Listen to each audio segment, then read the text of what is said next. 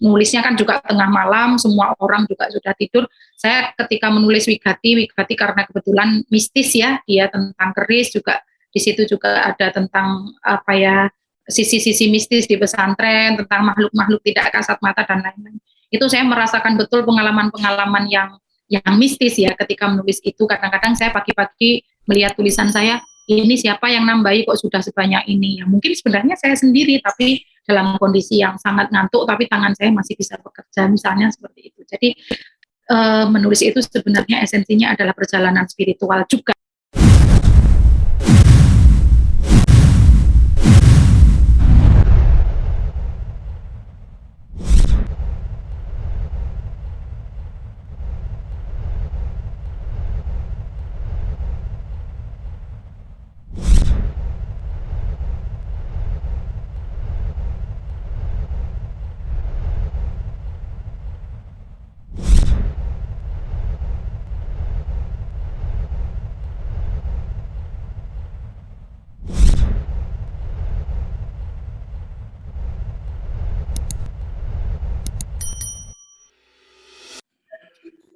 Yang pertama tentu saja alasan saya menulis gitu ya. Pertama, pijakan kita adalah itu dulu. Masing-masing orang punya alasan kenapa dia menulis. Tentu saja setiap penulis memiliki alasan tersendiri. Kalau saya pribadi, saya menulis karena saya selalu ingat nasihat Semar, ojo mati tanpa aran, yang kemudian dimaknai kalau di dalam zakat literasi sebagai jangan mati tanpa nama, jangan mati tanpa meninggalkan karya. Itu nasihat Semar. Jadi nasihat itu betul-betul mempengaruhi hidup saya hari ini dan mungkin seterusnya, karena apa yang dikatakan Semar itu betul. Jangan mati tanpa aran, jangan mati tanpa nama, jangan mati sebelum kamu punya karya. Kemudian yang kedua adalah nasihat Imam Ghazali. Beliau berkata bahwa kalau teman-teman lama tinggal di pesantren pasti pernah mendengar nasihat ini. Kalau kau bukan anak raja dan kau bukan anak seorang ulama besar, maka menulislah.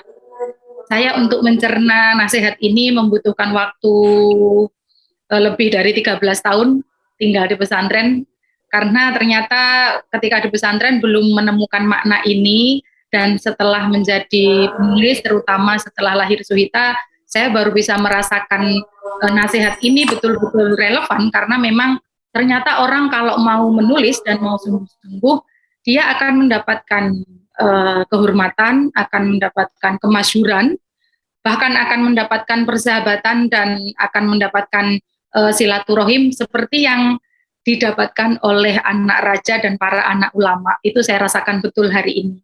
Jadi nasihat itu seolah-olah nasihat yang sederhana, padahal itu nasihat yang sangat agung, yang sangat besar, bahwa kalau kau bukan anak raja dan kau bukan anak ulama besar, maka menulislah. Karena ketika kita bukan siapa-siapa, lalu mau menulis dan sungguh-sungguh dalam menulis itu, maka kita akan mendapatkan kemasyhuran, kemudian kemuliaan, kemudian kenikmatan, seperti yang didapatkan oleh para anaknya ulama besar dan anaknya para raja, kayak gitu. Kemudian yang ketiga adalah nasihatnya Pramudia Anantatur, kita semua pasti ingat ya. Nak, setinggi apapun sekolahmu, kalau kau tidak menulis, maka kau akan tenggelam dan dilupakan sejarah. Itu selalu kita ingat, teman-teman di sini pasti semuanya juga sudah ingat. Yang terakhir, kenapa saya menulis adalah karena saya memiliki prinsip klungsu waton udu. Klungsu itu adalah isinya buah asam, waton udu itu adalah yang penting menyumbang. Artinya lebih baik kita itu berkarya walaupun sedikit, walaupun hanya satu cerpen atau satu sajak atau satu novel, lalu menyumbangkannya di jagat literasi, daripada kita hanya tenggelam dalam angan-angan berbuat banyak. Seperti itu. Karena kebanyakan anak-anak muda sekarang banyak yang larut dalam keinginan-keinginan dan hanya memperbanyak teori-teori, tapi tidak berpikir bahwa klungsu waton udu, bahwa klungsu itu kan buah asam ya. Buahnya asam itu kan dia tidak ada harganya kalau dibanding emas, berlian, dan intan permata, tidak ada harganya. Tapi waton udu, yang penting menyumbang. Nah, di jagat literasi kita juga begitu, lebih baik kita berkarya walaupun sedikit daripada tenggelam dalam angan-angan berbuat banyak. Itu adalah kenapa saya menulis. Lalu kemudian, kenapa sastra? Teman-teman di sini pasti banyak juga yang pilihannya non sastra, pasti banyak juga yang aliran menulisnya bukan sastra. Tapi kenapa saya menulis sastra? Karena sastra itu jangkauannya sangat luas, teman-teman. Saya ketika menulis novel Hati Suhita itu, saya yakin kalau itu saya tulis dalam bentuk artikel, misalnya tentang mikul dhuwur mendem jeru, kemudian nasihat-nasihat Jawa atau kisah-kisah pewayangan. Saya yakin yang membaca tulisan saya itu paling banter cuma 500 orang. Tapi ketika kemudian saya tulis dalam bentuk sastra, karena memang sastra itu menembus batas ya, menembus batas usia, menembus batas perbedaan apapun, menembus batas politik dan lain-lain, maka kalau sudah ditulis dalam bentuk sastra, jangkauannya sangat luas. Bahkan Suhita itu diterbitkan secara indie sampai detik ini sudah 80.000 eksemplar, dan itu dijual dengan jalur agen lewat udara, seperti itu. Karena dibentuk dengan sastra. Kalau kemudian dianggap bahwa itu tidak efektif, salah. Tulisan sastra itu justru sangat efektif karena dia bisa kemana-mana, bisa dibaca oleh siapa saja gitu ya. Oke, sekarang kita masuk ke tahapan menulis. Ini teman-teman silakan dicatat karena kita waktunya juga tidak banyak. Yang pertama, sebelum kita bicara tentang teknis, tentu saja tahapan menulis itu yang pertama adalah niat. Niatnya ditata. Kalau kita menulis itu niatnya sekedar untuk mengenang seseorang misalnya, ya kita cuma dapat itu, bahwa kita hanya akan mengenang seseorang. Tapi kalau kita menulis karena niatnya, ya Allah saya kepingin menulis karena saya kepingin dakwah bil kolam, karena sekarang sudah tidak eranya lagi dakwah bilisan dan hanya dakwah bil hal tapi juga dakwah bil kolam misalnya, atau dakwah dengan tulisan atau berjuang lewat tulisan. Nanti kita juga akan dimudahkan dari niat itu. Kalau kita niatnya, ya Allah saya kepingin menulis karena saya kepingin dakwah bil kolam, sekaligus karena saya kepingin melabeti keluarga saya, melabeti meningkatkan kualitas intelektual kaum saya, masyarakat saya, apalagi ditambah meningkatkan kualitas ekonomi masyarakat saya, kaum saya, ya kita akan mendapatkan itu. Karena menulis pun sangat bergantung kepada niat. Maka kalau ada penulis sama-sama proses menulisnya berangkat bersama, tetapi kemudian hasilnya tidak sama, boleh dilihat niatnya. Kalau niatnya sekedar untuk bangga-banggaan, sekedar untuk membuktikan diri, ya hanya dapat itu. Tapi kalau niatnya kemudian diperkuat, niatnya kemudian dipertegas lagi, dimatangkan lagi, insya Allah juga akan matang. Sebab menulis itu adalah proses yang sangat-sangat misterius, yang kita ini sebenarnya dalam perjalanannya banyak sekali hal-hal yang itu tidak bisa kita prediksi. Apakah tulisan itu nanti endingnya bagaimana, nasibnya bagaimana, kemudian kendalanya apa, jatuh bangunnya seperti apa, itu adalah hal-hal yang sangat-sangat tidak bisa kita prediksi, dan kita sangat bergantung kepada Yang Maha Kuasa. Maka niat ini sangat penting. Kenapa banyak sekali tulisan-tulisan yang berhenti di tengah jalan? Coba diperiksa lagi niatnya. Kalau niatnya sudah bulat, biasanya memang akan menjadi sesuatu yang matang. Kemudian setelah niat tentu saja kuasai teknik ya. Ini nanti kita ulas soal teknik ini, tapi singkat karena memang waktunya juga singkat. Kemudian yang ketiga adalah mempersiapkan diri tentu saja, karena menjadi penulis itu memang harus bertanggung jawab, tidak boleh plagiasi. Kemudian dia juga harus bisa mempertanggungjawabkan apa yang ditulisnya. Penulis itu bagaikan sumur Sinobo, sumur itu sumur, Sinobo itu yang disobo. Sumur Sinobo itu maknanya adalah sebuah sumur yang ada di padang atau di gurun Sahara, yang semua orang itu berhenti ke situ, yang semua orang itu meneguk airnya, yang semua orang itu berteduh di situ, mengambil airnya. Penulis harus menjadi sosok yang cerdas, yang dia tipenya tipe pembelajar, yang tidak gampang menyerah, yang dia bisa menjawab pertanyaan apapun berkait dengan apa yang ditulisnya. Jadi tidak kemudian setelah menulis terus lepas tangan, kemudian tidak bertanggung jawab atas apa yang ditulisnya. Tidak. Kalau sudah memutuskan, sekali memutuskan untuk menjadi penulis, berarti satu, niatnya ditata, yang kedua, tekniknya dikuasai betul-betul, karena tidak ada sesuatu yang matang dilahirkan oleh orang yang cara kerja dan cara berpikirnya setengah-setengah. Kemudian yang ketiga adalah bertanggung jawab atas apa yang ditulis tadi. Seperti itu.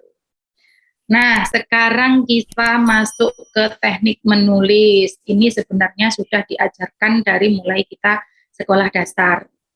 Tetapi mungkin malam ini karena memang temanya cara membuat cerpen dan novel, ya sudah saya ulas, tapi berdasarkan pengalaman ya teman-teman, tentu saja kita masih ingat di situ ada unsur intrinsik, ada unsur ekstrinsik. Yang kita bahas ini adalah intrinsik dulu, atau faktor dari dalam yang membangun sebuah cerita. Ini ala saya tentunya, ala Suhita. Yang pertama adalah tokoh, tapi sebelum itu kita harus sepakati dulu bahwa cara membuat cerpen dan novel itu sama. Yang membedakan adalah bukan bahwa novel itu lebih panjang. Kalau ada pertanyaan bedanya novel dan cerpen apa? Kalau cerpen pendek, kalau novel panjang. Itu kurang tepat sebenarnya, karena yang paling tepat adalah kalau cerpen itu cerita pendek, kalau novel itu cerita yang detail. Tidak harus panjang, asalkan detail. Detail perasaannya, detail settingnya, detail sudut pandangnya, detail amanatnya, detail suasananya. Jadi kalau novel dengan cerpen itu bedanya adalah bahwa kalau di dalam novel itu segala sesuatunya harus detail. Kalau di dalam cerpen pendek tidak apa-apa. Percuma jenengan nulis novel panjang tapi tidak detail, percuma. Gitu ya. Jadi batasannya adalah bahwa novel itu harus detail. Dan ini secara teknik sama. Makanya apa yang saya sampaikan teknik ini bisa diterapkan di dalam menulis cerpen, bisa diterapkan juga di dalam menulis novel. Oh ya teman-teman, sebelum saya jadi penulis Wigati dan Suhita, saya dulu merupakan pelatih menulis novel se-Jawa Bali bersama Asia Foundation waktu itu. Jadi kerjaan saya di masa mahasiswa memang melatih anak-anak sekolah dan santri-santri untuk membuat cerpen dan novel, dan sekarang harus saya ulang lagi malam ini berdasarkan pengalaman setelah menulis Wigati dan Suhita tentu saja. Oke, yang pertama tokoh ya. Tokoh, cara membuat tokoh. Teman-teman pasti punya cara masing-masing dalam membuat tokoh. Kalau saya, tokoh itu tidak hanya kuat secara karakter, itu kalau saya. Tokoh yang saya buat harus kuat intelektualnya. Gitu. Jadi biar saya tidak memiliki tokoh yang kalau dalam bahasa Jawa hula-hulu ya, tokoh yang tidak punya integritas, tokoh yang tidak punya pemikiran, tokoh yang tidak punya identitas. Jadi sekalinya kita membuat tokoh di dalam sebuah cerita, jangan hanya kita pikirkan karakternya, apakah dia sabar, apakah dia penurut, apakah dia pemarah, apakah dia pendendam, jangan cuman itu, tapi buatlah bahwa tokoh ini memiliki sisi intelektual. bahwa tokoh ini memiliki integritas, bahwa tokoh yang kita buat ini adalah yang akan dikenang sama orang-orang. Kalau kita jeli, yang diingat oleh pembaca itu bukan alurnya, bukan judulnya, bukan konfliknya, bukan juga setting atau latarnya, tapi yang paling diingat oleh seorang pembaca adalah tokoh. Maka tokoh ini kalau bagi saya pribadi adalah hal yang sangat penting dan tidak bisa dikerjakan dengan main-main. Itu tidak bisa. Tokoh harus dikerjakan dengan matang, dengan sungguh-sungguh, dan harus berbeda dengan karya manapun. Meskipun itu ceritanya hanya di dalam cerpen, kalau tokohnya jenengan kuat, mau orang itu lupa kisahnya, lupa alurnya, lupa settingnya, tokoh ini akan tetap terkenang. Kita ingat sampai detik ini kita masih bisa menyebut dengan baik Siti Nurbaya misalnya. Padahal itu kan sudah bertahun-tahun lamanya, sudah sastra era kapan. Kita lupa ceritanya, tapi kita ingat sosoknya. Bahwa dulu dalam tradisi perjodohan ada orang bernama Siti Nurbaya dan sampai sekarang masih dipakai kalimat itu bahwa sekarang sudah bukan zaman Siti Nurbaya lagi. Padahal itu kan hanya tokoh fiktif. Seperti itu.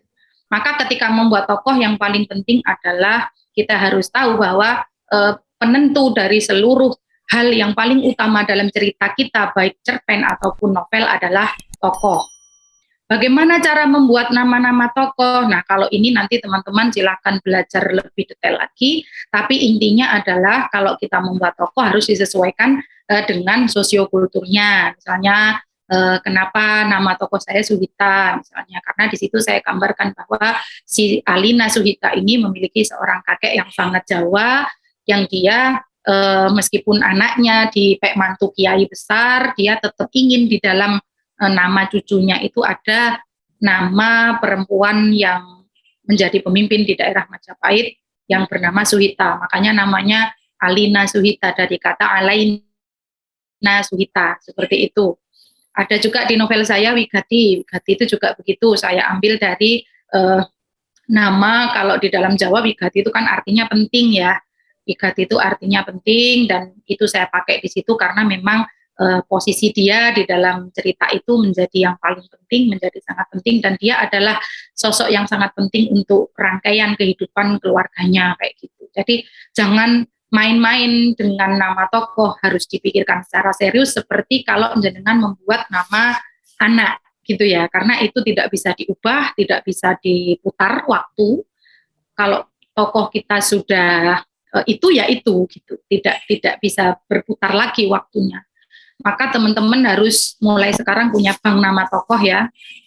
Nanti kalau suatu waktu mau bikin cerita, saran saya teman-teman harus punya bank nama tokoh ini, database tentang tokoh-tokoh ini ya, biar kalau teman-teman suatu ketika pengen bikin cerita sudah ada nama yang mau diambil. Saya pun juga begitu, ketika mengerjakan Suhita memang saya punya satu catatan khusus tentang perempuan-perempuan hebat gitu, ada Arimbi, ada Subadra, ada Anjani, ada Suhita, ada Gendari, macam-macam di situ, ada Gayatri. Tapi waktu itu yang saya lihat paling bersinar namanya di catatan itu adalah Suhita, maka itu saya ambil dan ternyata jadi rezeki buat kami semua, seperti itu.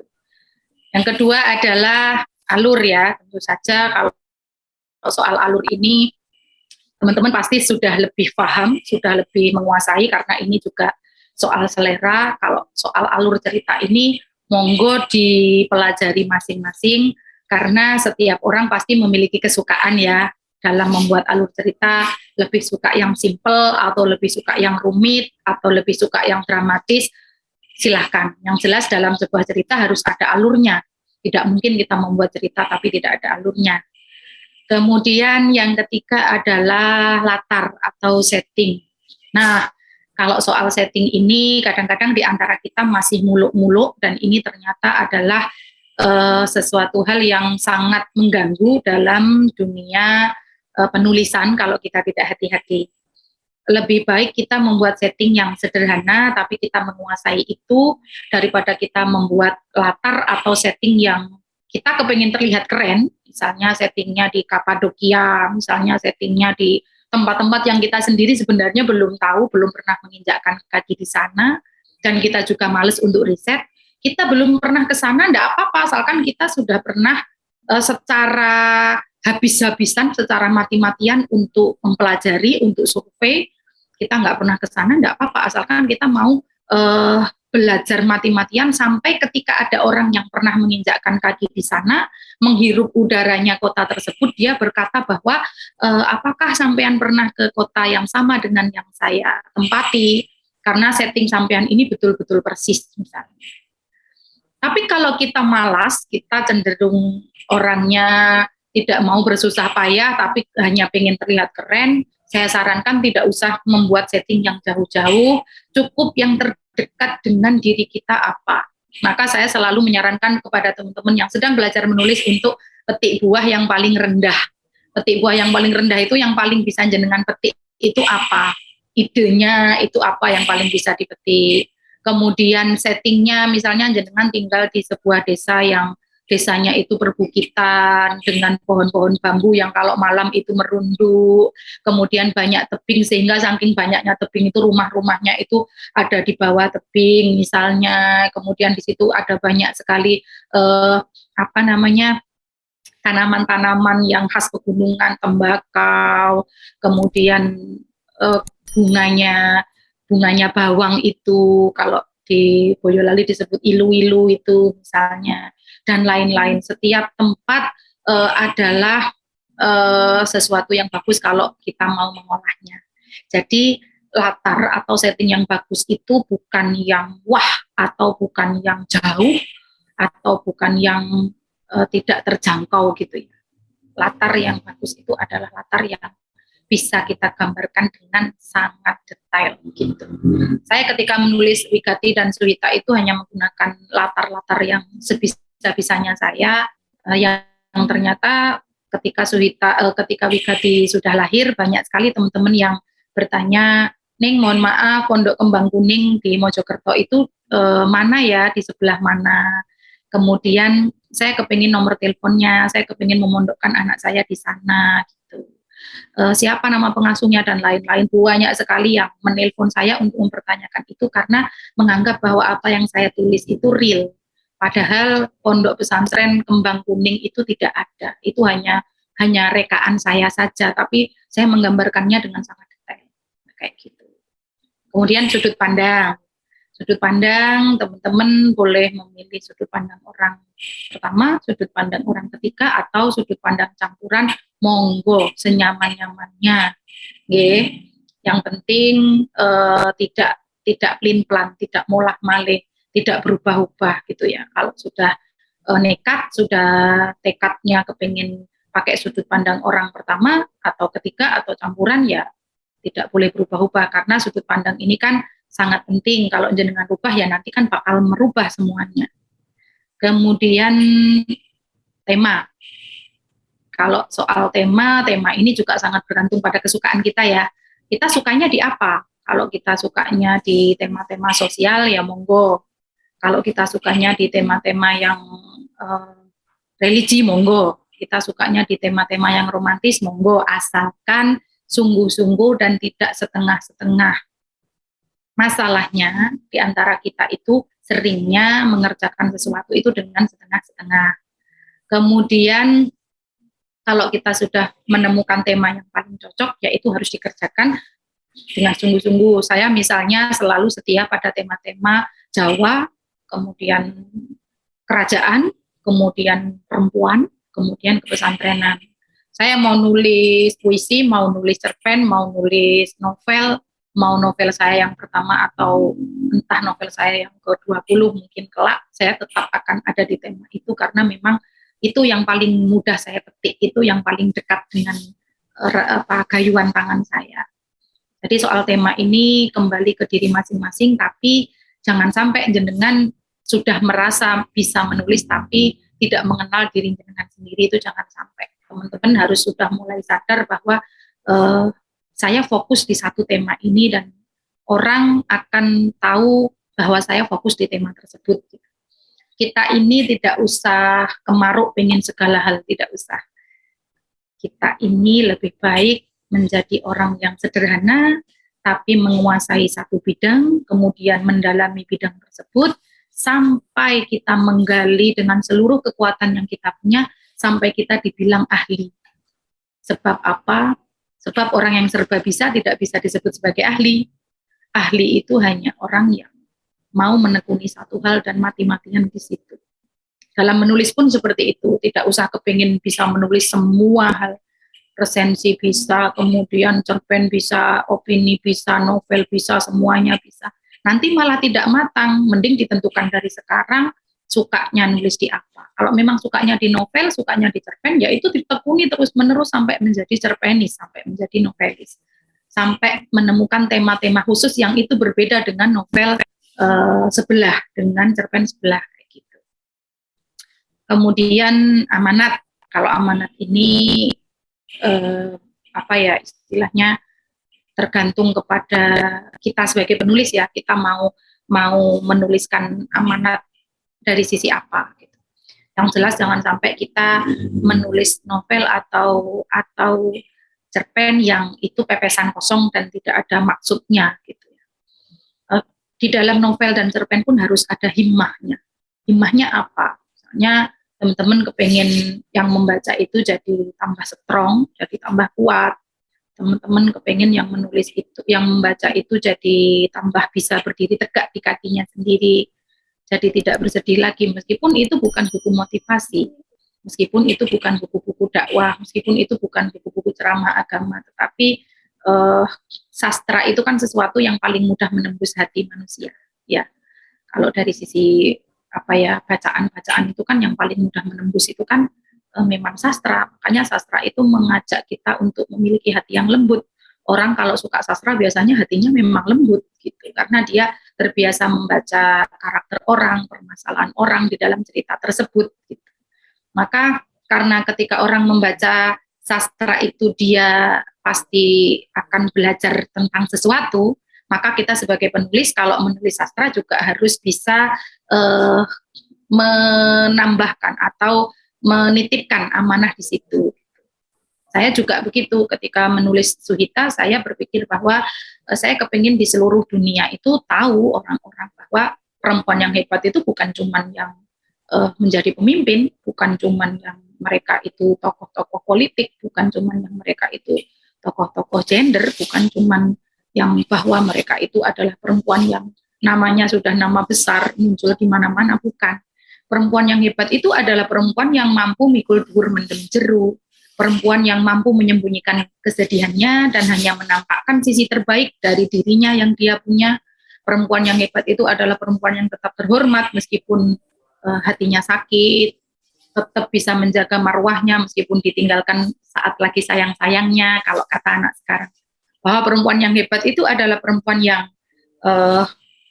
dia di dalam diamnya dia bertapa gitu ya, karena esensi dari wanita itu sebenarnya bukan wani ditata atau wani menata, tapi wanita adalah berani bertapa. Wanita itu wanita apa? Wani topo, berani bertapa. Karena sesungguhnya esensi surga itu ada pada kedua telapak tangan wanita kayak gitu.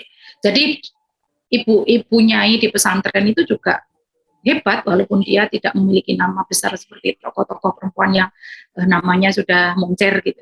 Ibu-ibu kita di rumah itu juga hebat gitu ya, karena dia bisa memendam kesedihannya dan hanya menunjukkan yang terbaik dari sisinya seperti itu. Jadi memang harus punya apa ya, sesuatu yang mau dimunculkan. Dan tambahan dari saya adalah atmosfer itu sebenarnya kalau di dalam teori-teori penulisan itu tidak ada, tapi ini saya tambah ya, karena sebenarnya yang membuat novel kita menjadi atau cerpen kita menjadi khas itu adalah atmosfer. Atmosfer itu bukan latar, atmosfer itu bukan setting, atmosfer itu adalah suasana. Bagaimana kita membuat tulisan yang ketika orang membaca itu dia bisa ikut larut di dalam tulisan itu, di dalam suasananya. Kalau kita bicara soal suasana itu adalah misalnya kita gambarkan bahwa itu sebuah makam gitu ya, sebuah makam dengan batu nisan yang berderet-deret, dengan suasana yang seperti itu gitu ya. Tapi kalau kita sudah sudah bicara soal atmosfer, atmosfer ini adalah hawa atau suasana yang kalau digambarkan itu kita bisa merasakan merinding gitu. Misalnya ada bayangan berkelebat, kemudian ada bulan sabit perahu, kemudian ada pohon-pohon terembesi, merunduk daun-daunnya. Nah, kayak gitu itu memang membutuhkan keahlian gitu. Tapi atmosfer ini nanti akan menjadi penentu karya kita ini semakin enak dibaca atau tidak kayak gitu. Kemudian terakhir adalah unsur ekstrinsik. Unsur ekstrinsik ini dulu waktu SD sudah dipelajari ya teman-teman. Saya di sini hanya menyinggung sedikit. Nanti kapan-kapan saya memang mau merilis buku tentang menulis ya. Mudah-mudahan nanti cepat terbit bukunya karena memang saya kalau diminta bicara seperti ini waktunya selalu kurang gitu ya. Jadi saya rangkum dalam sebuah buku. Suatu ketika mungkin seperti itu.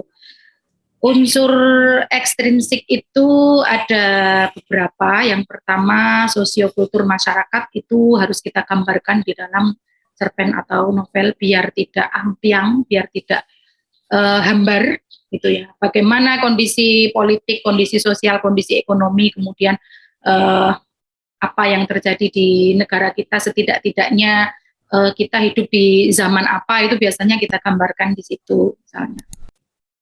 Kemudian latar belakang pengarang itu juga masuk ke dalam unsur ekstrinsik. Bagaimana riwayat hidup pengarang, bagaimana kondisi psikologisnya, dan bagaimana aliran sastra penulisnya, kayak gitu. Maka riwayat hidup pengarang dan kondisi psikologis kita sebagai penulis itu sangat mempengaruhi karya kita. Biasanya kalau penulis itu sering patah hati, tulisannya jauh lebih tajam, jauh lebih dalam, jauh lebih pedih, sebab bagi saya pribadi, kenangan itu bukan kutukan ya, kenangan itu adalah kekuatan. Orang kalau hatinya sakit, orang kalau hatinya luka, orang kalau pernah merasakan sakit yang sangat dahsyat, lalu dia berpikir bahwa itu adalah kekuatan, biasanya tulisannya akan sangat-sangat bagus. Karena itu adalah fadol, itu adalah anugerah yang kita nggak minta tapi kita dikasih. Kita nggak minta sakit hati tapi kita dikasih. Kita nggak minta perasaan sesedih itu, tapi kita dikasih. Dan itu kalau kita gunakan dengan baik, kita jadikan inspirasi, itu bisa menjadi karya yang sangat besar, yang sangat hebat. Gitu. Maka sebuah karya itu sangat bergantung juga kepada kondisi psikologis pengarangnya. Pengarang itu kalau orangnya itu jembar, hatinya jembar, biasanya dari tulisannya kelihatan. Kalau pengarang itu mudah marah, mudah tersinggung, mudah tidak terima, mudah iri, mudah dengki, itu dari cara dia menulis, cara dia membuat tokoh itu juga kelihatan. Kayak gitu. Jadi hal-hal ini nantinya akan menjadi sangat penting. Maka kita kalau sudah jadi penulis tidak boleh berhenti pada zona nyaman, tidak boleh. Tapi harus selalu belajar, dan terus belajar. Apalagi kalau penulis sudah selesai dengan dirinya sendiri. Itu pasti tulisannya enak dibaca karena dia sudah tidak lagi memikirkan dirinya sendiri, tapi dia sudah memikirkan hal lain dalam tulisannya. Misalnya orang kalau sedang sedih itu begini loh, orang kalau dalam kondisi harus bisa berdiri tegak di atas lukanya itu seperti ini loh, kayak gitu. Kemudian yang terakhir unsur ekstrinsik adalah nilai-nilai dalam karya. Ini ada nilai agama, nilai sosial, nilai moral, dan nilai budaya. Kenapa ini penting? Ya penting karena ini merupakan unsur ekstrinsik dalam sebuah cerita.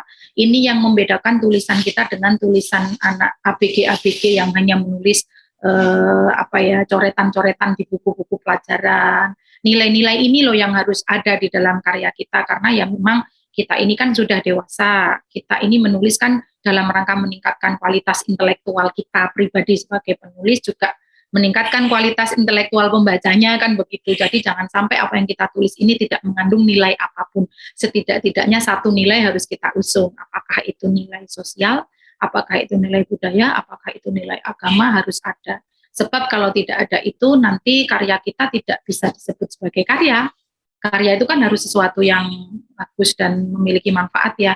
Nanti hanya bisa disebut sebagai coretan-coretan kan begitu. Itu ya, kemudian ada tambahan karena ini waktunya sudah habis, nanti kita nanti kita sambung dengan tanya jawab. Tambahan saya adalah nomor satu, milikilah tokoh idola. Ini sangat penting. Saya selalu mengatakan ini karena saya sendiri saya sendiri bisa menulis itu bukan karena saya ikut kelas-kelas menulis. Saya sendiri bisa menulis itu bukan karena saya sering membaca buku-buku tentang teknik menulis, juga bukan. Tapi saya bisa menjadi penulis itu karena saya memiliki tokoh idola. Teman-teman juga harus seperti itu.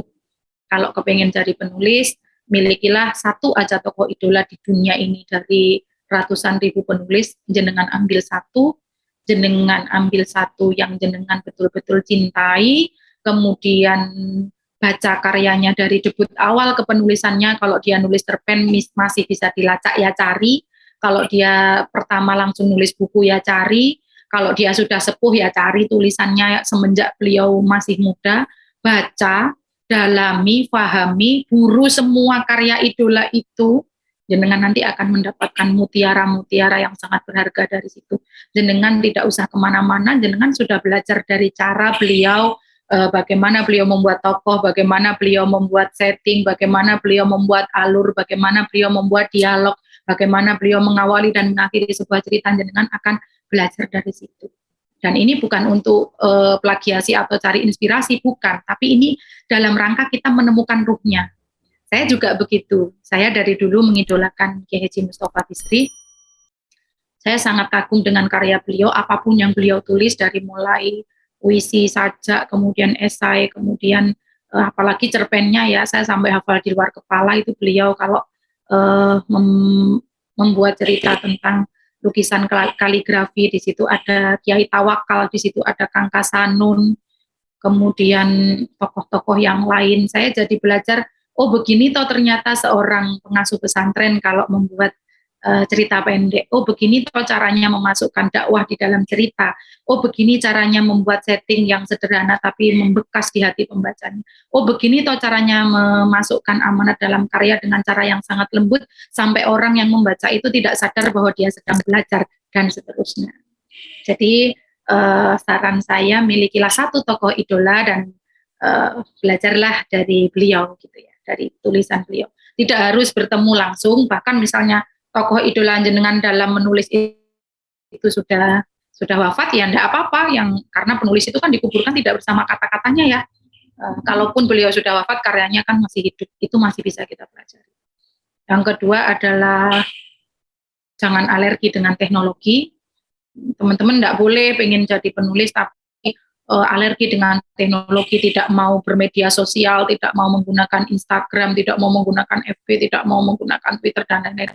Minimal salah satu media sosial itu harus kita punya dan harus kita bangun silaturahim di situ. Karena sekarang eranya memang sudah era media sosial dan kita terhubung satu sama lain dari situ. Dari mana teman-teman mau membaca karya jenengan kalau mereka tidak kenal? Dari mana kita memperkenalkan karya kita kalau tidak melalui digital gitu ya, melalui kita harus bisa survive juga di era digital ini, maksud saya seperti itu. Jadi tidak boleh alergi dengan teknologi.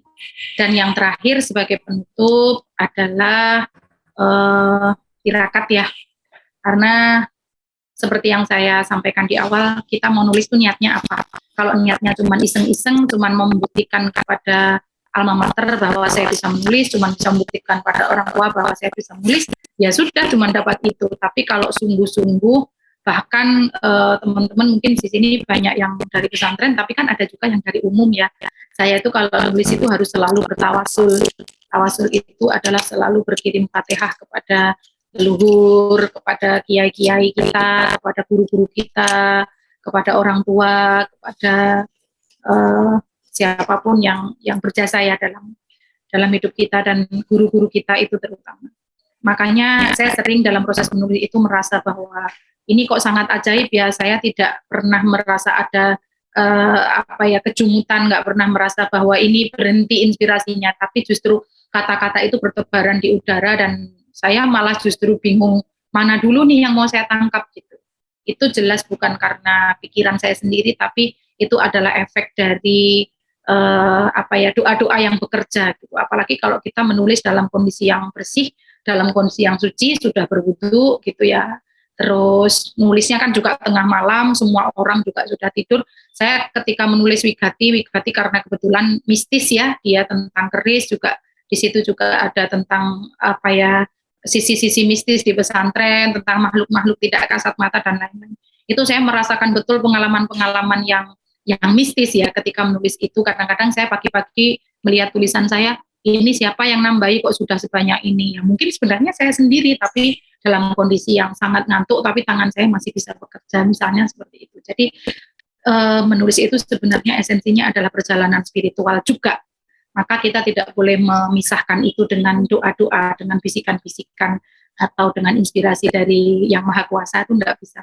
Esensi dari menulis itu sesungguhnya juga adalah bagaimana kita mendekatkan diri semakin dekat dengan Yang Maha Kuasa. Jadi teknik apapun, kalau sepinter apapun kita, kalau Gusti Allah tidak ridho kita jadi penulis, ya tidak bakal jadi.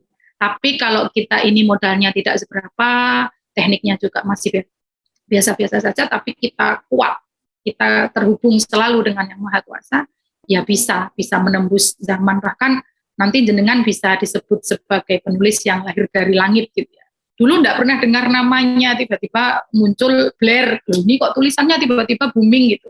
Ini siapa, lahirnya di mana, sekolahnya di mana, belajar nulisnya di mana, kok tiba-tiba jadi besar. Nah, seperti itu. Nanti orang-orang justru akan kaget dengan kehadiran kita yang secara tiba-tiba muncul mewarnai jagat literasi. Itu adalah dari doa. Terima kasih Pak Kepala Sekolah. Sama-sama Bu Nyai Hilma. Ya, menarik ya. Yang disampaikan Neng Hilma ini sangat dasar, tapi dari yang sangat dasar itulah menjadi sebuah fondasi ya. Karena sebuah tulisan itu hadir dari sebuah fondasi yang kuat, akhirnya terus menerus step-step dan menjadi sebuah tulisan yang utuh. Nah, Bu Nyai, di sini ada beberapa pertanyaan ya, banyak sebenarnya, tapi kalau saya rangkum itu ada empat item. Pertama itu bagaimana sih mengawali tulisan, dan bagaimana ketika kita mentok dalam tulisan itu. Mungkin Neng Hilma di sini bisa menceritakan ketika menulis Wigati atau Suhita, terus mentok, apa yang Neng Hilma lakukan, atau mungkin ada cerita-cerita kementokan tersendiri sehingga sangat mentok. Terus yang kedua itu selain niat. Nah, tadi niat itu penting ya. Tapi di sini selain niat, apakah dalam menulis cerpen atau novel itu harus dibangun dari cerita-cerita yang populer di masyarakat, karena mempertimbangkan kultur yang ada di masyarakat ya. Atau bebas saja kita membuat karya sastra semacam itu. Terus yang ketiga ini dari Mas Agus Medi, ini juga seorang penulis beliaunya. Apakah sebenarnya riset itu sangat penting? Nah, terus kalau semisal riset itu penting, bagaimana kita sebagai seorang penulis memposisikan diri dengan riset yang kita bikin? Posisi kita seperti apa? Maksudnya gimana ini? Ya, apakah kita penting membuat riset untuk membuat tulisan itu? Dan ketika kita sudah melakukan riset, posisi kita seperti apa? Maksudnya bagaimana memposisikan temuan riset? Temuan riset itu jadikan sebagai apa? Dan bagaimana ketika itu harus bisa menjadi data yang penting dan bagus diolah. Terus dari Mas Kiki tadi ya, kenangan adalah sebuah kekuatan. Nah, lalu bagaimana kita membuat kenangan itu bisa menjadi sebuah kekuatan? Kekuatan seperti apa yang bisa kita, kadang kenangan itu membuat kita runtuh ya malah ya, tapi Neng Hilma tadi mencoba kenangan itu harus membuat kita kuat. Nah, kekuatan seperti apa?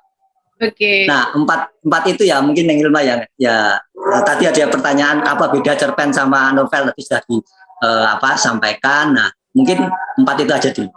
Begitu Neng Hilma, monggo. Iya. Ini kayaknya ada sahabat-sahabat saya, ini ada Kakak Kiki, ada Mas Alif Irfan. Ini sebenarnya sudah suhu-suhu semua, ini nggak tahu nih kenapa mereka bisa ada di sini. Oke lah, nggak apa-apa ya. Karena kan saya tadi sudah bilang ya, Mas Yaya, saya ini kan hanya pencerita, saya mau bercerita aja.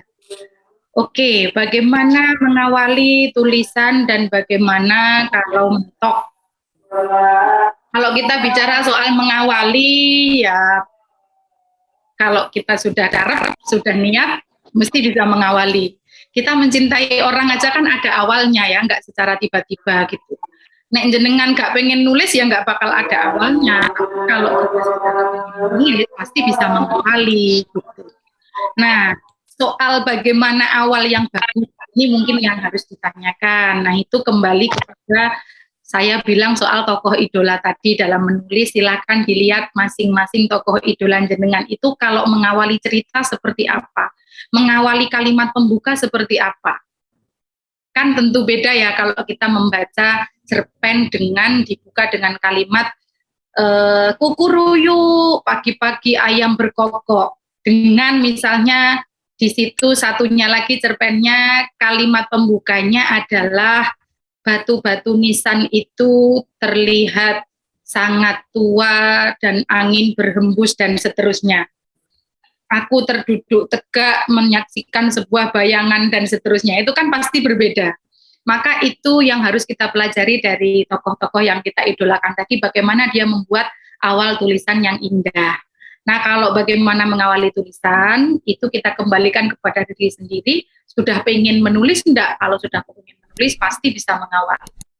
Nanti soal awal itu pada akhirnya diedit, dirubah-rubah, itu nanti soal lain, tetapi pasti bisa memulai gitu ya. Terus kemudian bagaimana mengatasi kalau sudah mentok dalam menulis. Mentok dalam menulis ini dialami tidak hanya oleh penulis pemula seperti saya, tapi juga dialami oleh para penulis senior-senior. Tidak ada satu orang penulis pun yang selamat dari bencana kementokan ini, tidak ada. Semuanya mengalami, teman-teman. Apalagi kayak saya yang masih pemula ya, itu pasti mengalami. Nah, bagaimana solusinya? Kalau menurut saya, karena saya ini aliran orang yang menulis itu harus punya kerangka karangan, kalau saya ketika mentok ini saya kembali kepada kerangka karangan. Nah, kalau mentok membuka kembali kerangka karangan yang sudah saya buat, karena saya sebelum menulis terlalu jauh itu pasti sudah punya kerangka karangan, maka saya akan berhenti sejenak dan saya akan melakukan sesuatu yang saya senangi. Misalnya kalau saya itu kan di samping menulis juga memang berdagang ya, saya seorang businesswoman, berarti saya alihkan dulu ke sana. Saya juga di rumah punya banyak bunga-bunga dan anggrek, itu saya memang pecinta anggrek gitu ya, saya bercengkrama dengan bunga-bunga saya itu. Kemudian saya dengerin wayang, saya nggak mau memaksa, karena orang kalau sudah mentok dipaksa seperti apapun juga tidak akan berhasil. Tetapi saya tidak berhenti, dalam artian kalau mentoknya di bab 1 biasanya itu karena di bab tertentu ya, misalnya bab tertentu itu sedang sangat sedih, sementara pikiran kita tidak masuk karena kita sedang bahagia, atau sebaliknya, kita sedang sangat bahagia, tiba-tiba diminta untuk menulis melanjutkan bab tentang kesedihan kan sulit. Maka solusinya adalah kembali kepada kerangka karangan. Bagaimana menuliskan sesuatu yang sesuai dengan mood kita tadi. Kadang-kadang ketika mengerjakan novel, saya menyelesaikan misalnya bab 3 terus mentok gitu ya. Saya tidak berhenti, tapi saya ke bab ending. Saya rampungkan, moodnya dapet, ending selesai, nanti bab-bab sebelum-sebelumnya nggak selesai ya nggak apa-apa, yaitu salah satu strategi aja. Daripada jenengan berhenti, mandek, mangkrak, proyek menulisnya mangkrak, tidak bisa dilanjutkan. Kadang-kadang kita ini terlalu sombong, teman-teman. Saya kalau nulis nggak usah pakai kerangka karangan. Selama ini saya kalau menulis, ya sudah kepengen nulis, ya nulis aja. Saya kalau kepengen nulis ya tidak peduli dengan kerangka-kerangka karangan. Saya ini aliran bebas dan lain-lain. Tapi saya sudah mengalami itu berkali-kali. Ternyata di masa-masa sulit, di masa-masa tidak seorang pun bisa membantu kita. Karena kalau orang menulis itu kan bekerja benar-benar sendirian, Ge. yang bisa menolong kita ternyata adalah kerangka karangan. Maka itu tidak boleh kita sepelekan. Itu kalau saya. Gitu. Jadi saya sudah tahu nanti ketika menulis itu pada akhirnya ada berapa bab, kemudian endingnya di bab berapa, tokohnya ada berapa. Walaupun kerangka karangan itu bisa berubah sewaktu-waktu, tetapi kan ada. Di antara kita kadang-kadang seringnya tidak merasa itu penting.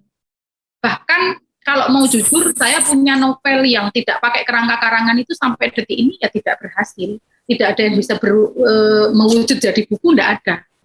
Yang mewujud jadi buku dari mulai novel pertama sampai Suwita itu adalah yang saya pakai kerangka karangan. Karena itu menyelamatkan kita dari kementokan-kementokan tadi. Kemudian selain ini ya, apakah cerita itu harus dibangun dari cerita yang populer di masyarakat? Oh, boten. Justru cerita-cerita itu yang paling baik adalah yang paling unik. Yang tidak populer di masyarakat tidak apa-apa, yang paling baik adalah yang paling unik. Saya sendiri sebenarnya kalau sudah bicara soal ini, Wisin teman-teman Suhita itu kan sebenarnya ceritanya sangat umum ya tentang perjodohan. Tapi kenapa dia bisa booming, kenapa dia bisa meledak? Ya karena sebenarnya ya cerita itu tidak bergantung kepada apa yang dibahas sih, tapi tergantung eksekusinya. Kalau eksekusinya kita baik, meskipun temanya itu populer nggak populer, insya Allah juga hasilnya matang. Tapi kalau tema kita misalnya membuat tema yang muluk-muluk, ada sebuah pesantren di tengah pulau, yang di pesantren di tengah pulau itu hanya bisa ditempuh menggunakan misalnya kapal tertentu misalnya, terus kita membuat imajinasi yang orang itu nggak bisa membayangkan, misalnya bagi kita itu sangat menarik, tapi eksekusinya tidak berhasil ya sama saja. Sebab intinya menjadi penulis itu adalah bagaimana kita boleh melakukan apapun sejauh bisa mampu membuat pembaca percaya. Intinya penulis itu. Jadi seorang penulis itu boleh melakukan apapun, boleh menulis tentang apapun sejauh dia mampu membuat pembaca percaya bahwa di situ ada perjodohan itu ada begini begitu, bahwa di dalam dunia, di desanya itu ada kejadian begini begitu dan seterusnya. Maka tidak penting untuk membuat cerita yang sedang populer di masyarakat, boten, yang penting eksekusinya kita seperti apa. Makanya jadi penulis itu harus selalu belajar dan terus belajar, tidak boleh berhenti, tidak boleh merasa cukup, tidak boleh merasa pinter, tidak boleh merasa saya ini loh sudah bisa, kayak gitu. Kemudian yang ketiga, apakah riset itu penting dan bagaimana memposisikan diri dengan riset itu tadi dan bagaimana mengolah datanya. Riset itu sangat penting dan yang tidak kalah penting adalah diskusi. Ini loh yang membedakan penulis yang berangkat dari basic jurnalis dengan enggak. Itu. Saya, Pak Kepala Sekolah, kemudian di sini ada kawan saya, Mas Kiki Ahmad ini, dulunya sama-sama pegiat jurnalis ya, pegiat jurnalistik ya di kampus. Kami mengawali segala sesuatunya dari jurnalistik. Jadi saya bisa menjadi penulis itu karena memakai dasar-dasar jurnalistik. Orang kalau mau belajar jurnalistik biasanya tulisannya bagus, tulisannya detail, tulisannya enak dibaca, meskipun tema-temanya sederhana, sebab orang yang diawali dengan basic jurnalistik, dia memiliki kritisisme, dia memiliki dia memiliki jiwa yang kritis, dia memiliki rasa ingin tahu yang lebih, dia memiliki kepekaan sosial yang lebih, kayak gitu. Maka riset ini sangat penting karena semakin penulis itu ingin tahu, semakin penulis itu banyak pertanyaan, akan semakin bagus juga nanti tulisannya, gitu. Dan yang tidak kalah penting dari riset adalah diskusi. Teman-teman kadang-kadang lupa, mengiranya kalau orang menulis itu cukup membaca buku. Semakin tulisan itu, semakin banyak buku dibaca, maka semakin bagus tulisanmu. Itu betul. Tetapi yang tidak kalah penting adalah diskusi. Kita sering melupakan ini. Penulis itu tidak boleh terkungkung di dalam tempurung, tapi dia harus punya banyak kawan, dia harus punya banyak mitra, dia harus banyak berdiskusi dengan orang lain yang lebih ahli. Saya kalau menulis Wigati itu sambil eh, membaca banyak buku tentang keris, membaca banyak buku tentang tombak, membaca banyak buku tentang senjata-senjata yang dipakai para raja di zaman dahulu. Tapi itu tidak cukup, harus juga ada teman diskusi. Jadi tidak hanya riset yang penting, tapi diskusi juga penting. Bagaimana data yang kita pakai dari riset itu tadi? Kalau kita sudah bicara novel dan cerpen, cara menggunakan datanya adalah dengan selembut mungkin, karena yang kita tulis itu adalah sastra ya. Tantangannya memang kalau sastra itu di situ, kita harus bisa menggunakan data selembut mungkin sampai pembaca itu tidak sadar bahwa dia sedang belajar. Pembaca kalau kita terlalu mengajari, terlalu menggurui, terlalu menunjukkan hasil riset, biasanya tidak suka. Biasanya dia secara tiba-tiba hilang mood membacanya. Maka tantangan yang paling berat bagi seorang sastrawan itu bukan risetnya, tapi bagaimana mengolah hasil riset itu selembut mungkin sampai orang yang membaca itu tidak sadar bahwa dia sedang belajar. Ketika novel ditutup, dia baru merasa bahwa aku bisa menamatkan novel ini dengan perasaan yang sangat bahagia, dengan perasaan yang penuh kesan, tapi aku tidak sadar bahwa penulis ini sedang mengajariku banyak hal kayak gitu. Maka di dalam karya sastra, riset itu tidak bisa disampaikan secara gamblang, tidak bisa. Penulis atau sastrawan atau orang yang menulis novel dan cerpen itu tidak boleh pamer pengetahuan, tidak boleh pamer hasil riset, tetapi harus mati-matian mengolah hasil riset itu selembut mungkin sampai pembaca tidak sadar bahwa dia sedang belajar. Kayak gitu. Menyisipkannya ini yang sulit. Kemudian pertanyaan terakhir, bagaimana sih maksudnya kenangan jadi kekuatan dan caranya bagaimana? Ini kan gampang ya sebenarnya.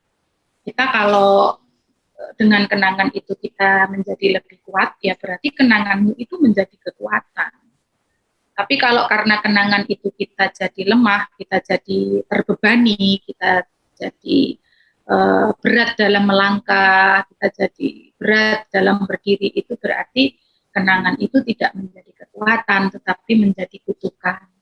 Bagaimana caranya? Ya kita membutuhkan keterampilan mengolah rasa sedih, mengolah rasa rindu, mengolah rasa kecewa, mengolah rasa kehilangan, paling tidak dengan tulisan. Makanya abah saya dulu berkelakar, karena kamu harus belajar menulis, karena kalau kau belajar menulis, kalau kelak kau patah hati, kau tidak menangis, tapi menulis. Dan tulisannya orang yang patah hati itu luar biasa bagus. Bahkan itu tidak ada teorinya, tidak bisa dipelajari di kelas manapun. Orang kalau sudah bersedih, dia mau menulis, tulisannya biasanya sangat bagus. Gitu ya. Jadi kenangan itu adalah kekuatan, dan karena itu kekuatan, gunakan kekuatan itu dengan baik. Itu adalah senjatamu dalam mengarungi hidup ini, dalam mengarungi pertarungan ini, dan jangan menjadi lemah karena itu. Kayak gitu Pak Kepala Sekolah, penjelasan saya. Oke, ya, sorry, Kak Anmut.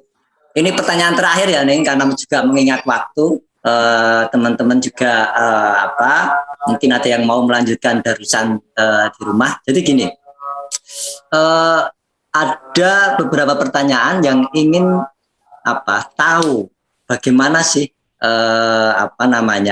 Neng Hilma ini mengalami suka, apa sih suka dan dukanya ketika Neng Hilma menulis Wigati dan Suhita ini.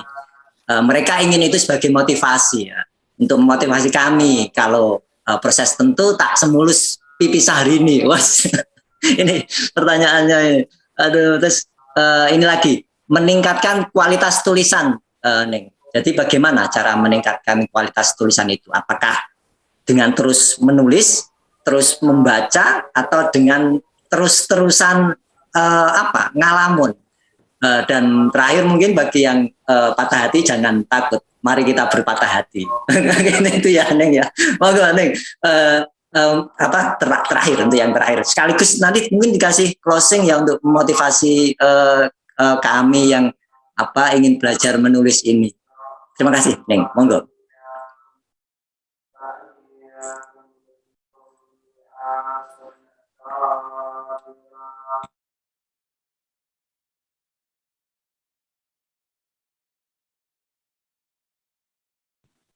Neng Hilma masih ke unmute ya? Bentar. Oh iya, saya yang ke ya, kualat iki karo Pak Kepala Sekolah. Oke, saya jawab dari bagaimana meningkatkan kualitas menulis. Yang pertama, kita harus ingat ya bahwa penulis itu bukan tukang ya yang bisa ditarget. Bikin meja 1 bulan harus selesai. Kemudian bikin lemari setengah tahun harus selesai, tidak. Maka kalau teman-teman nanti kalau sudah jadi penulis terus tiba-tiba ada yang ngeledek misalnya, apa sih kamu novelnya loh baru 1, misalnya dari dulu kamu nggak produktif dan lain-lain, itu bodoh amat. Yang penting ketika kita menulis, kita itu sungguh-sungguh, kemudian langsung bagus, dan tulisan itu menjadi fenomenal. Karya itu menjadi fenomenal, karya itu menjadi sesuatu yang bermanfaat dan dikenang oleh banyak orang. Itu jauh lebih baik daripada dalam 1 tahun kita menulis 2 atau 3 novel, tetapi tidak memberikan efek apa-apa di dalam dunia literasi. Lebih baik kita itu dibilang tidak produktif, asalkan kita punya karya, dan ketika karya itu muncul, karya itu langsung baik, langsung bagus, daripada kita sering-sering menulis tetapi tidak sungguh-sungguh. Maksud saya itu. Jadi jangan takut dibilang menjadi penulis yang karyanya hanya sedikit, tapi takutlah kalau dianggap sebagai penulis yang tidak punya integritas, penulis yang tidak punya kualitas kayak gitu. Jadi memang harus punya kualitas, dan cara meningkatkan kualitas menulis itu salah satunya adalah dengan satu, dengan banyak membaca. Tentu saja membaca apa? Kalau sudah jadi penulis ya jangan membaca banyak hal tapi tidak fokus, tapi bacalah yang itu memang menjadi identitasmu, menjadi dirimu, menjadi hal yang orang lain itu tidak tahu apa-apa tentang itu, tapi kamu tahu gitu. Misalnya sukanya di sejarah, ya sudah pelajari itu sebisa-bisanya, segaduk-gaduknya, carilah orang yang berkompeten di bidang itu, ajak diskusi, karena meningkatkan kualitas menulis itu salah satunya juga dengan diskusi, dengan memperbanyak teman yang berkualitas, kayak gitu. Terus kemudian cara yang lain lagi adalah tentu saja dengan mengupgrade diri ya, dengan ya ikut perkumpulan-perkumpulan penulis, kemudian bagaimana kita itu selalu berlatih, tetapi di dalam pikiran kita harus ingat bahwa kita itu harus memiliki ciri khas, karena kalau kita itu membebek, kalau kita itu rubuh-rubuh gedang, kalau kita itu hanya manut gubyuk, ya nanti kita akan hanya sekedar menjadi penulis yang biasa-biasa saja gitu. Jangan mau jadi biasa-biasa saja. Kita harus menjadi orang yang luar biasa gitu. Kita harus selalu ingat bahwa kalau orang mau belajar dengan sungguh-sungguh, mau diskusi dengan sungguh-sungguh, kita akan menjadi orang yang punya integritas, dan dia tidak akan seperti bebek. Bebek itu jalan bersama-sama, dia pergi ke sana bersama-sama, tapi kalau elang itu dia terbang sendirian gitu.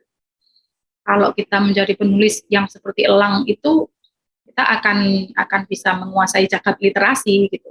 Orang tidak ada yang membidik bidang itu, kita menguasai gitu.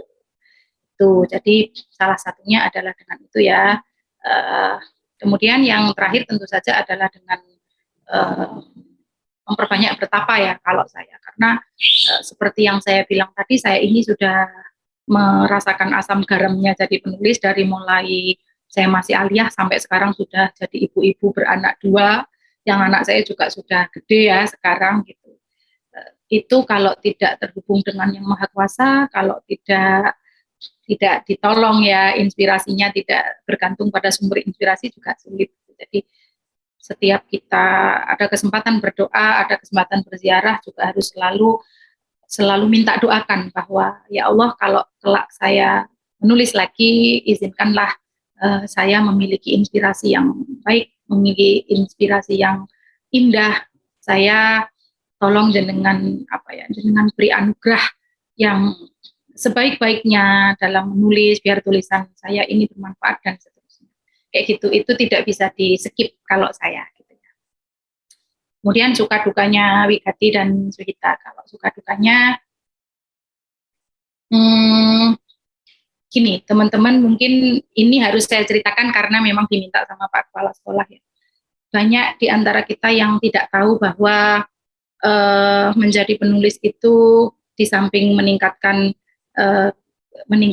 kualitas intelektual, tentu saja ternyata sambil juga menjadi penulis itu meningkatkan kualitas ekonomi. Itu yang tidak kita ketahui. Kebanyakan di antara kita dulu berpikir bahwa kamu menikahi seorang penulis mau jadi apa? Kamu menjadi orang yang bakatnya cuma menulis mau ngapain gitu. Padahal kalau jenengan mau melihat saya yang hari ini dulu juga sering di apa ya dipandang sebelah mata dengan lingkungan saya ya, karena terutama saya tinggal di pesantren. Waktu itu banyak yang tidak menyangka bahwa saya bisa sampai di titik ini karena novel yang saya tulis gitu ya. Uh, Ternyata apa yang kita tulis itu tidak hanya membuat kita maju dari sisi intelektual, tapi ternyata juga dari sisi ekonomi itu ternyata itu betul-betul terjadi. Ngapunten teman-teman, saya itu apa yang saya miliki hari ini semuanya itu adalah dari tulisan. Saya bisa membeli rumah impian gitu ya dalam dalam waktu yang sangat singkat gitu ya, maksudnya tidak perlu mencicil KPR dan segala macam gitu ya. Saya bisa membeli rumah impian itu ya yang membelikan ya Suhita. Saya bisa eh, apa umroh sekeluarga dan mengumrohkan mertua saya, kedua orang tua saya, keluarga saya itu ya dari Suhita. Saya bisa membeli tanah yang berhektar-hektar untuk pesantrennya Abah, pengembangan pesantrennya Abah itu ya dari Suhita. Itu yang tidak pernah dibayangkan orang-orang karena mereka berpikir bahwa tulisan itu apa sih, novel itu apa sih, menulis novel itu ngapain sih, kan kayak gitu. Suhita yang sederhana yang dia hanya saya kerjakan dalam kurun waktu 7 bulan, dia ternyata bisa bisa seperti itu nasibnya. Dia ditembung oleh PH ya, sebuah PH diminta untuk menjadi film layar lebar, sekarang sedang dikerjakan. Itu DP-nya sudah bisa saya belikan tanah berhektar-hektar buat pengembangan pesantrennya Abah gitu. Itu satu hal. Kemudian kalau hal lain, ternyata di dalam menulis itu kita mendapatkan banyak sekali persahabatan yang kita dulu tidak pernah membayangkan. Saya dulu kalau membayangkan teman-teman saya itu hanya teman-teman kuliah saya, teman-teman pesantren saya, teman-teman di pekerjaan saya tidak pernah membayangkan akan mendapatkan mitra-mitra, akan mendapatkan kawan yang mereka tidak kenal saya sama sekali, tapi mereka ternyata adalah pembaca gitu. Artinya tidak hanya dari sisi ekonomi, tapi jalinan yang sangat kuat itu dibangun oleh silaturahim dari pembaca ini juga ternyata sangat kuat. Saya jadi keliling-keliling ke pesantren-pesantren, ke kampus-kampus, ke dinas-dinas itu dari mulai ujung timur sampai ujung barat, dari mulai Jawa sampai Lombok sampai luar Jawa itu juga dari novel itu gitu ya, bukan dari hal lain gitu ya, bukan dari orang tua saya, bukan dari keluarga saya atau dari warisan misalnya, bukan, tapi justru dari karya itu. Bahkan karya itu ternyata bisa membuat saya bisa menjadi leader dari perempuan-perempuan yang memang pengen mandiri ekonomi gitu. Saya punya agen 100 lebih itu, bahkan ada yang sampai Taiwan, ada yang sampai Hong Kong, sampai Malaysia, sampai Singapura, itu agen-agen Suhita kayak gitu. Jadi saya dulu sudah bertekad ketika pertama menulis novel diterbitkan penerbit mayor, saya sudah tahu bagaimana hasilnya, saya sudah tahu bagaimana nasib saya merasa wah kelak saya harus bisa menerbitkan secara indie, dimulai dari Wigati itu pada akhirnya saya jual lewat udara ya dengan agen-agen saya yang kesemuanya perempuan, 100 orang ini. Di bawah mereka ada reseller, ada dropshipper. Jadi kalau dihitung entah berapa ribu ya orang yang mengedarkan karya-karya saya itu. Mereka bahu membahu, tolong menolong gitu ya, dan mereka kepengen mandiri, kepengen berdiri di kakinya sendiri. Itu lewat Suhita, lewat karya yang saya tulis gitu. Jadi Itu yang tidak pernah terbayangkan di benak kita semua tuh seperti itu. Maka kalau ada orang menyepelekan novel itu biasanya mereka belum dapat cerita dari orang seperti saya. Tapi kalau sudah mendapatkan cerita dari orang seperti saya, biasanya mereka jadi paham. Bahkan saya dulu itu ketika teman-teman saya itu daftar haji didaftarin sama keluarganya, sama mertuanya dan lain-lain di masa itu kala itu, yang daftarin kami haji itu justru Wigati sebelum ada era Suhita. Sudah lama bertahun-tahun dan itu tidak ada yang tahu gitu. Jadi makanya saya di sini karena memang ini momennya tepat ya teman-teman, saya tidak bermaksud apa-apa, ini hanya tahadus binikmah. Artinya kita itu harus madep mantep. Sekali memutuskan untuk jadi penulis, tidak boleh ragu-ragu. Rizki itu akan mengalir dari keyakinan kita. Maka saya selalu bilang kalau jadi penulis itu tidak boleh setengah-setengah, niat ditata, Gusti Allah itu akan selalu meridhoi, selalu mengiringi kita. Gitu. Suhita itu kalau dulu sudah datang di pesantren itu di rumah ibu saya itu dulu tidak pakai truk lagi, tapi pakai mobil kontainer yang gede. Sekali datang itu sampai 20.000 eksemplar, 30.000 eksemplar. Dan itu langsung habis dalam 1 hari pada saat itu. Sampai sekarang sudah hampir 3 tahun, dia belum punya adik. Ya saya tenang aja, saya tidak pernah gusar mau orang bilang apa. Kok Suhita belum punya adik lagi? Saya tidak pernah gusar, karena saya berpikir seperti yang saya sampaikan tadi, saya ini bukan tukang yang bisa dipesan gitu ya. Kamu harus 1 tahun harus menulis lagi. Oh tidak, saya manusia bebas. Karena saya manusia bebas, novel itu saya terbitkan sendiri. Karena novel itu saya terbitkan sendiri, saya jadi leluasa, tidak dikendalikan pihak manapun. Saya bisa riset semau saya bisa mengulur waktunya semau saya masih mau berdiskusi dengan waktu yang lebih lama.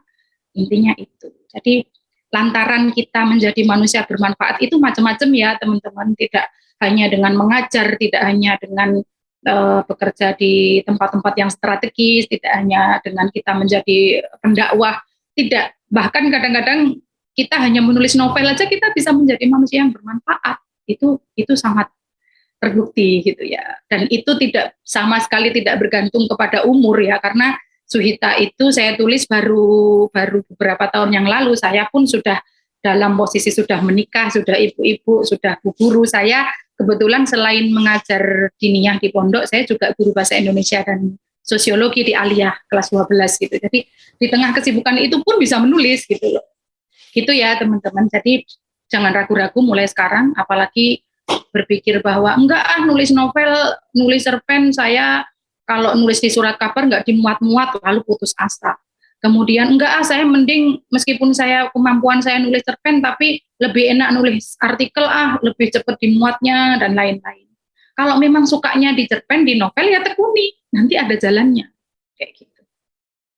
Jadi gitu nggih teman-teman, itu mungkin sekelumit dari suka duka. Apa yang saya sampaikan tadi sejujurnya adalah hasil dari pengalaman saya pribadi sebagai Hilma Anis hari ini gitu ya, yang ada di depan jenengan sebagai orang yang mendapat berkah dari menulis gitu ya. Kenapa saya selalu bilang, ayo teman-teman kalau menulis itu harus tirakat, harus berserah, harus berdoa. Ya karena yang kita cari dalam dunia penulisan itu sesungguhnya bukan banyaknya ya, tapi berkahnya. Yang paling sulit didapat oleh seorang penulis itu bukan karyanya, tapi berkahnya. Mau karya kita cuma 1 ndil teman-teman, 1 ndil, 1 cerpen, 1 novel, 1 sajak. Tapi kalau itu berkah, jenengan lihat, itu akan merubah seluruh kehidupan jenengan. Tapi mau karya kita itu ratusan, kalau kita tidak pernah mengusahakan keberkahan itu ya nggak dapat apa-apa gitu. Maka tidak usah silau dengan teman-teman kita yang karyanya sudah banyak, sudah memulai lebih awal. Tenang saja, yang penting kita itu selalu terhubung dengan Yang Maha Kuasa, tirakatnya tetap, terus ridhonya tetap kita raih gitu ya. Walaupun cuma 1 ya nanti pasti berkah. Itu nggih teman-teman, tadi sudah sekaligus closing statement. Intinya adalah ojo mati tanpa aran, jangan mati tanpa nama, klungsu waton udu. Ayo semangat menulis, ayo semangat belajar lagi. Lebih baik kita berbuat sedikit daripada tenggelam dalam angan-angan berbuat banyak, lebih baik kita menulis walaupun sederhana dan menyumbangkannya di jagat literasi daripada kita hanya tenggelam dalam angan-angan berbuat banyak. Terima kasih, saya mohon maaf atas kekurangan-kekurangan saya malam ini. Nanti kalau kurang jelas bisa disambung di FB atau di Instagram saya, Hilma. Iya, terima kasih Neng Hilma. Ada beberapa poin yang kami catat ya, bahwa menulis itu sebuah proses spiritual, sehingga kita memang harus tetap tekun, karena menulis proses spiritual, maka kita harus punya teken agar kita bisa tutup, seperti itu ya, Neng Hilma ya. Teken, tekun, tekan. Terus satu hal yang saya catat, ketika realita atau ketika yang non fiksi itu tidak bisa meneduhkan atau tidak bisa menenteramkan jiwa, maka sastra, maka imajinasi menjadi sebuah obat.